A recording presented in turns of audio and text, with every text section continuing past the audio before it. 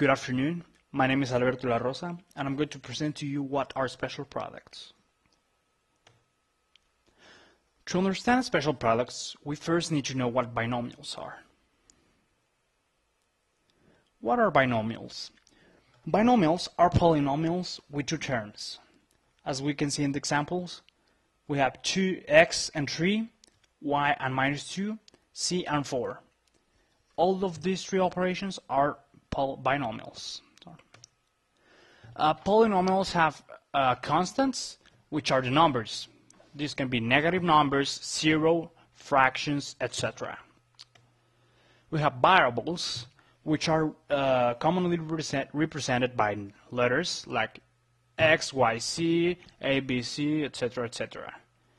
And we have exponents, which are the little numbers that are next to the variables or constants.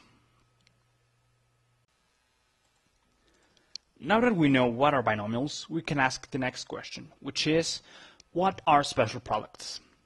These are special or very common operations found in a lot of mathematical operations.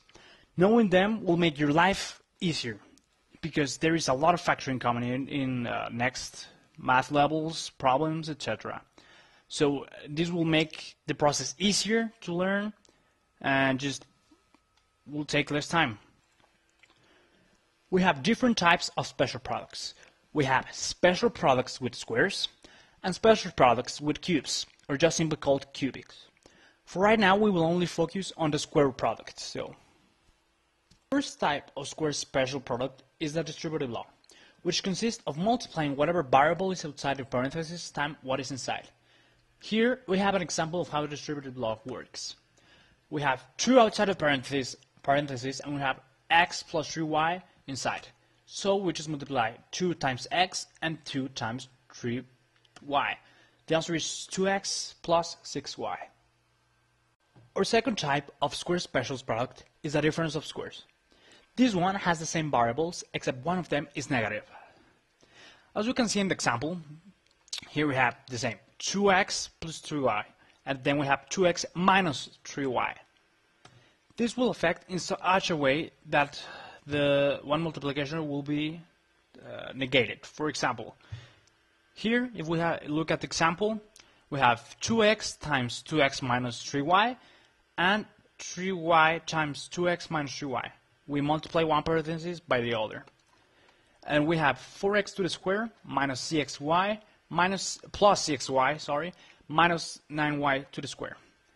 As we can see, we have both minus and plus cxy, so they negate themselves. So our answer is 4x to the square minus 9y to the square.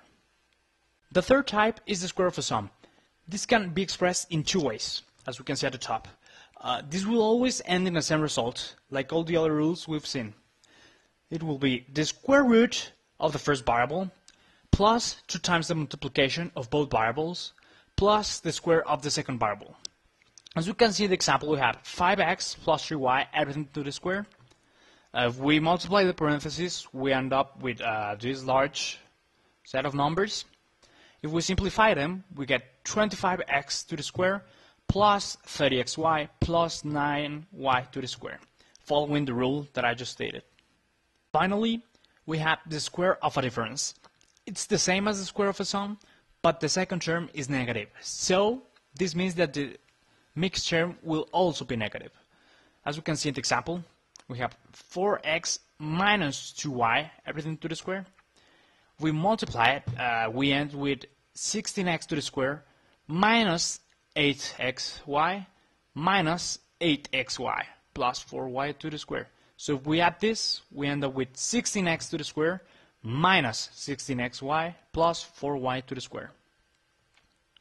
Well, thanks for watching, and I hope I helped you understand the square special products.